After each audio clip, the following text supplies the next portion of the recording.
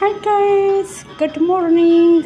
كيف حالكم؟ أخباركم طيبين؟ اليوم نشرب شاي ፍጡር ማለት ነው። ቁርሳችንን እንበላ ነው። እንብላ ቤተሰብ።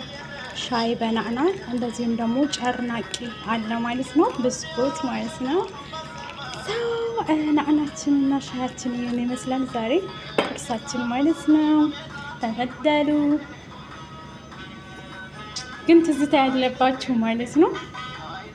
እኔም በነገራችን ላይ ብስኩት እወዳለሁ ማለት ነው። ቁርስ ልንበላ ነው እንብላ ማለት ነው። የዛሬ ቁርሳችን ጨርናቄ ነው ጋይስ እና ሻይ በናዕና ማለት ነው።